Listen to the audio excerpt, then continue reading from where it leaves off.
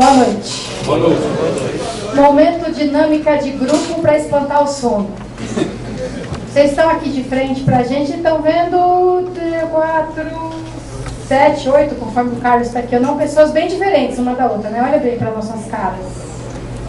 Jeito de vestir, fisionomia, gestos, idade, cor da pele. Eu estou vendo muito mais. Então vamos levantar todos e olhar uns para a cara dos outros? Para ver a multidão de gente diferente que tem aqui hoje. Agora sim, hein? Fumaça começou o show dele já. Fumaça não perde a oportunidade.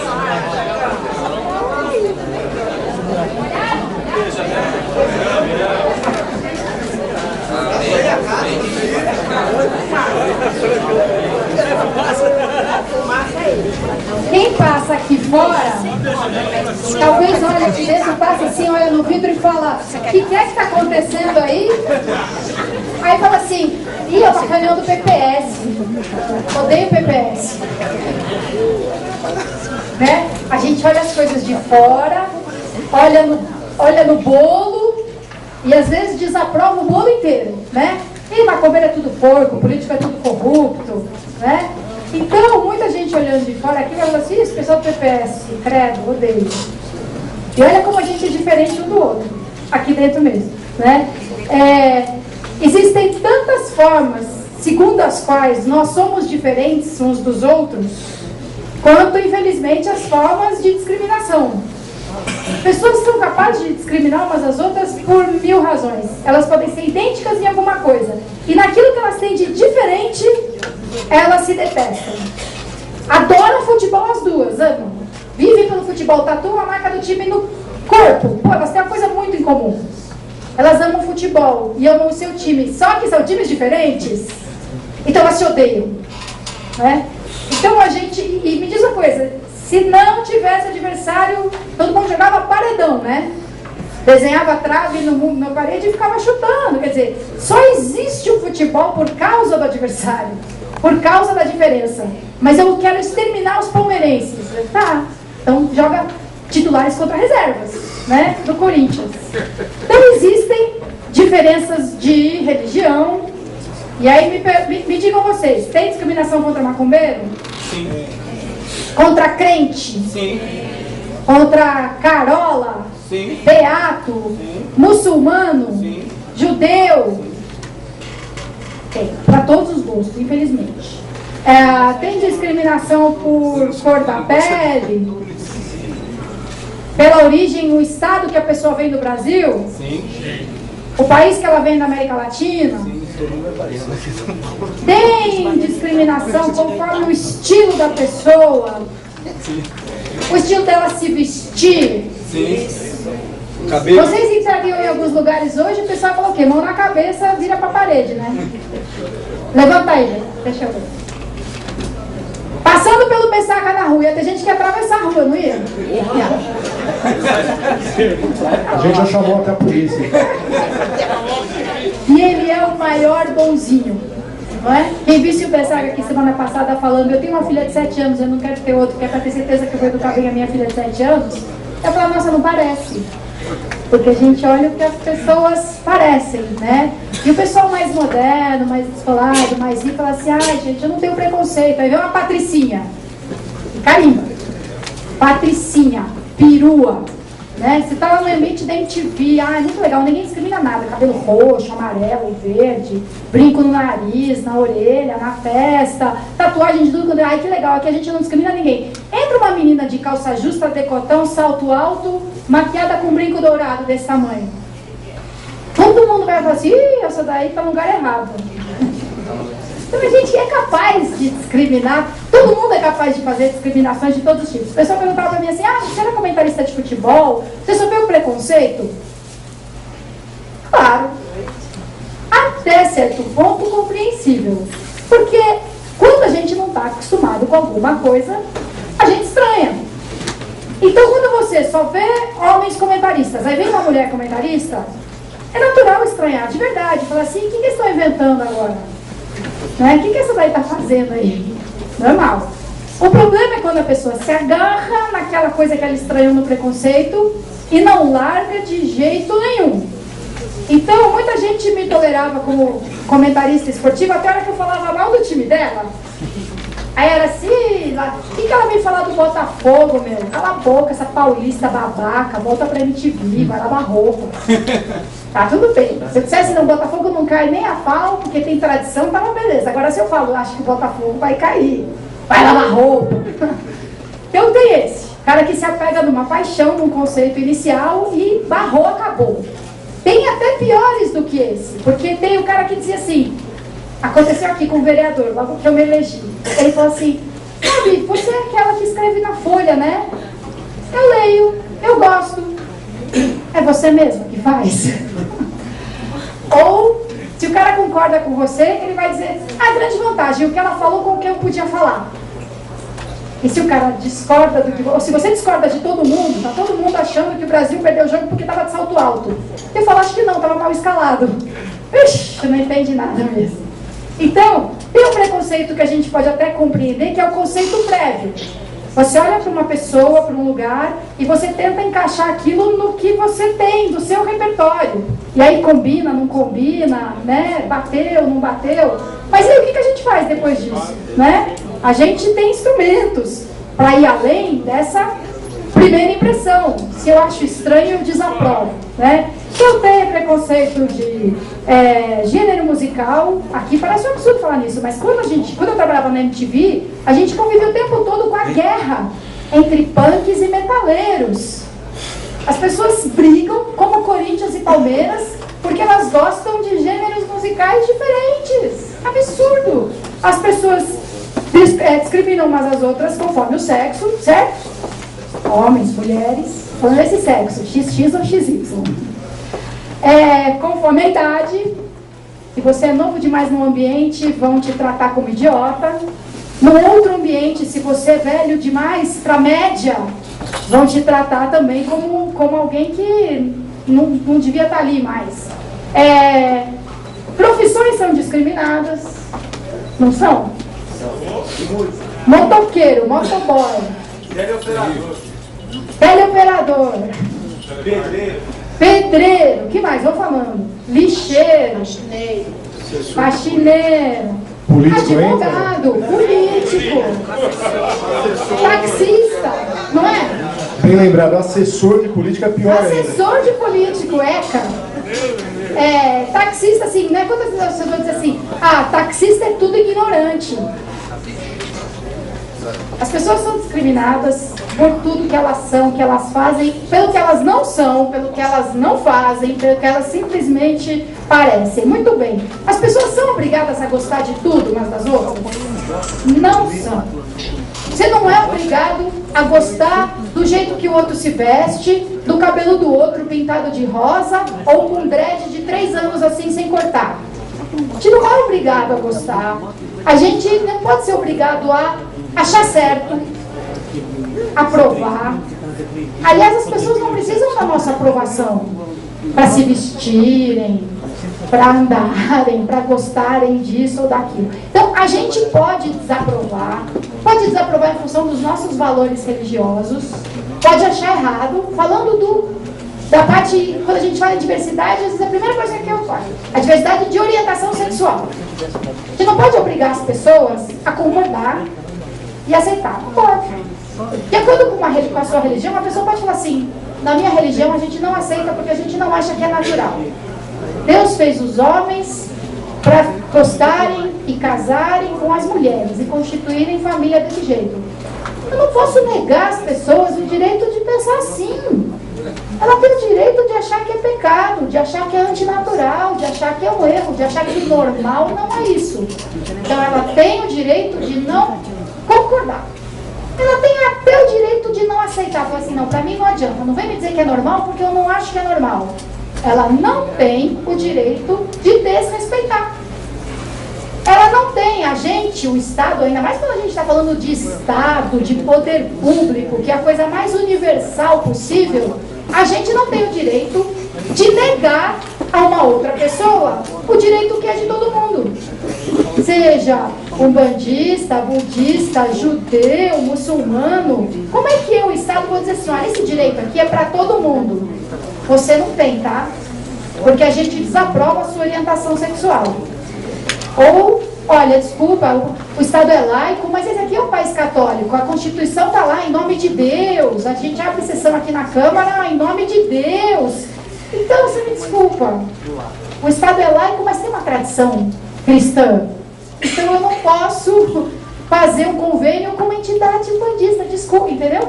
Então, a gente pode achar errado. Pode, mas não pode negar o direito, e é de absolutamente todo cidadão. Ou por acaso a gente exime as pessoas dos deveres, conforme a orientação sexual, por exemplo. Não, como você é homossexual, você está liberado do imposto de renda. Ou então, olha, você não precisa respeitar o sinal vermelho, tá? A gente não te respeita, e você também não respeita nada, que se dane, ficamos quites. A gente não nega a ninguém os deveres, não nega a ninguém a consequência dos seus atos, né?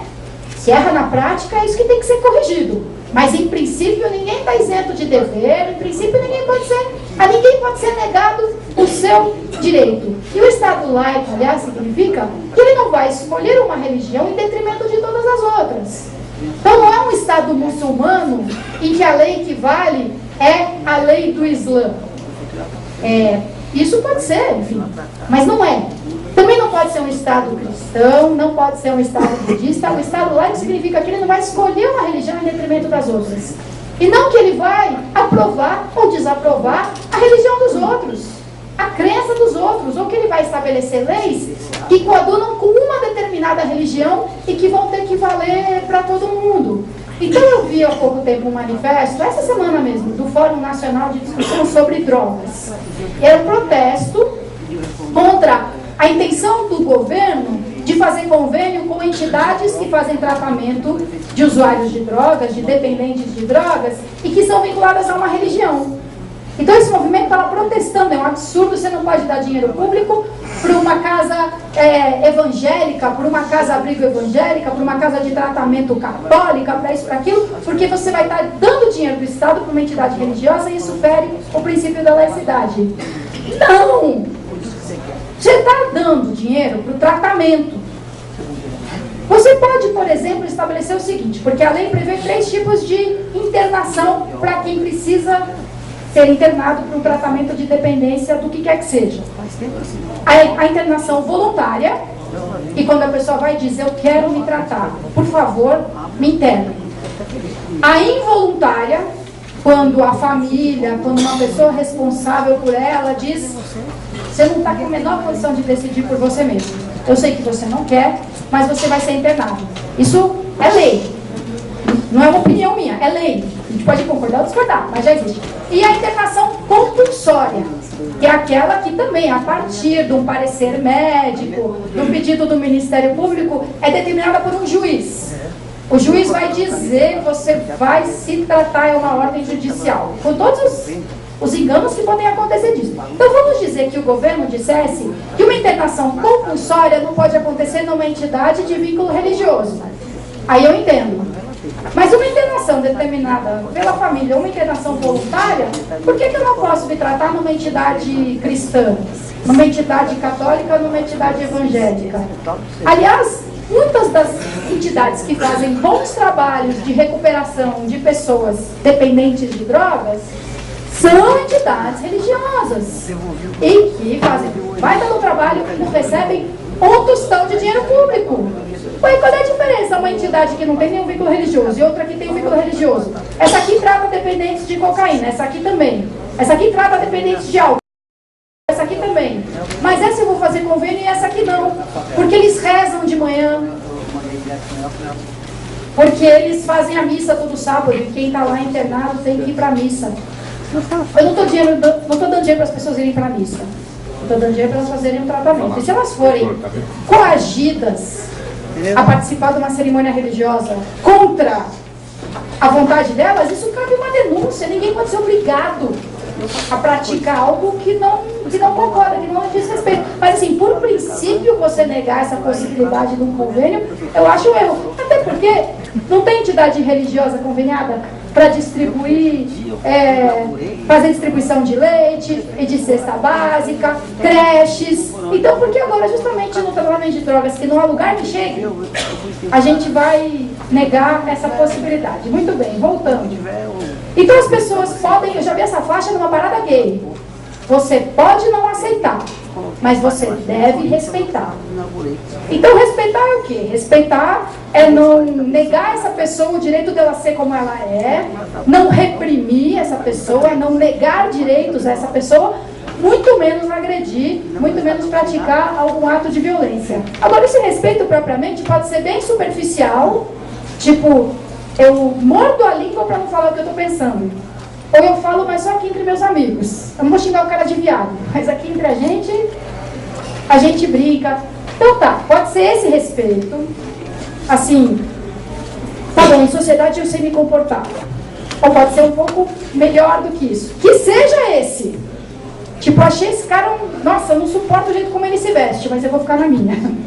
Que seja. Mas é melhor ainda que seja a partir da informação e do conhecimento. A gente sabe o que quer dizer axé, saravá, Alá. Alá não é o Deus dos muçulmanos, que é um malvado, que quer acabar com a gente. Alá é Deus em árabe. Então, saber ter a informação básica, elementar, é muito importante. Mais do que a informação simplesmente, é compreender, é analisar, é refletir sobre aquilo. E é prestar atenção, né? Refletir já é prestar atenção. É a gente fazer um dos exercícios mais valiosos na vida em sociedade, que é se colocar no lugar do outro. É ver quem nos discriminaria pelo que a gente é e se a gente não está fazendo a mesma coisa. É aquela história do cara de cabelo roxo, que reclama porque olham feio para ele, torceu o nariz para a Patricinha. Então, se a gente conseguir se colocar no lugar do outro, a gente praticamente não precisa de mais nada. O resto vem, né? Mas a gente tem que fazer esse esforço mesmo. Pensa que no século passado, a essa altura, as mulheres aqui que vieram de calça comprida seriam discriminadas. Mulher não podia usar calça comprida, não podia ter cabelo curto. Era um escândalo uma mulher cortar o cabelo curto. Joãozinho, homem de brinco, não passava da porta. Tatuagem, você podia excluir vários empregos por ter uma tatuagem. Que hoje em dia a gente vê muita tatuagem, né? Por aí.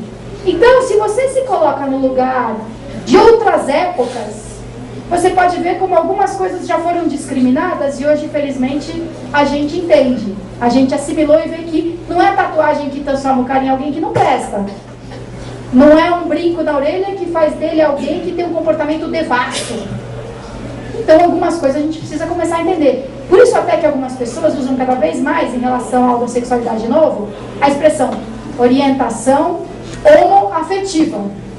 Porque só de usar a palavra sexual o tempo todo, parece que o homossexual é um tarado. Eu não posso trabalhar com homossexual porque ele vai me agarrar no vestiário. Eu não posso permitir um homossexual trabalhando na minha casa porque ele vai molestar meus filhos. Então, até a escolha das palavras, às vezes, tanto é que a gente hoje não diz aidético. Porque se eu falar aidético, ele é aidético. Não, ele tem HIV, ele tem AIDS. Ele não é um aidético, ele é uma pessoa. Né? Então, a mesma coisa em relação à orientação homossexual ou homoafetiva. É de que as pessoas gostam, é porque elas se sentem atraídas, é por quem elas têm desejo. E eu prefiro, e a gente usa cada vez mais a palavra orientação do que opção. Eu me apaixonei pelo Marcelo, ele é o pai da minha filha Júlia. Eu não escolhi. Eu não decidi. Aquele cara ali, aquele da quarta fileira, a poltrona, eu vou me apaixonar por ele. É com ele que eu vou querer ficar. Eu descobri que eu era apaixonada pelo Marcelo. Por que por ele e não pelo Daniel, o melhor amigo dele? Por que por ele e não pelo Maurício, irmão dele? Então, a orientação afetiva, a orientação sexual, não é opção. Até porque, muitas vezes, pelas características da nossa sociedade, se fosse uma opção, era a pior opção para fazer. É terrível. Você não pode, você vive a vida inteira, até que a gente consiga mudar isso, como uma criança que está namorando escondida dos pais. Coisa mais deliciosa que andar de mão dada com a pessoa que você ama. Você faz isso na Paulista, corre o risco de ser espancado de morte. Porque não posso ver 2 viados namorando. Não é? Então a gente precisa dar informação, dar reflexão, pensar como é em outros lugares, como é em outros tempos. O que é super normal aqui é super errado do outro lado do oceano. O que é super normal do lado de lá, a gente acha um horror. A gente come porco, galinha, boi, coelho, carneiro e acha um absurdo que eles comam cachorro. Acha um absurdo, não é? Então, se a gente se colocar no lugar do outro, no tempo, no espaço, e na frente ali, de um lado e do outro do balcão, a gente vai ter muito menos preconceito e vai compreender muito mais a imensidão que é a diversidade entre todas as pessoas e vai tentar, é só olhar, é só prestar atenção. A gente vai parar de querer colocar todo mundo na forma que a gente acha que é a forma certa e que a gente fica doido da vida quando alguém tenta fazer com a gente. Quando alguém tenta me colocar na forma do que ele acha que é o jeito certo de ser e de fazer. Então, para concluir com medidas concretas que combinam muito com o que disse aqui o pai Guimarães. Falando concretamente, tá? Então, o que a gente faz? Poder público tem o primeiro trabalho interno, que é o do seu quadro de servidores. É ver a diversidade que existe numa subprefeitura e promover a troca, e promover um encontro. É juntar o budista, o muçulmano, o negro, o idoso, a pessoa que tem uma perna, a pessoa que tem um olho só, a pessoa que tem 10 filhos, a que é solteira, que fez voto de castidade. Dentro da prefeitura, permitir promover uma convivência saudável, respeitosa, entre os próprios servidores públicos. Porque a gente passa ali 8, 10, 12 horas junto, trabalhando. E por que não usar essa oportunidade justamente para promover uma convivência de respeito à diversidade?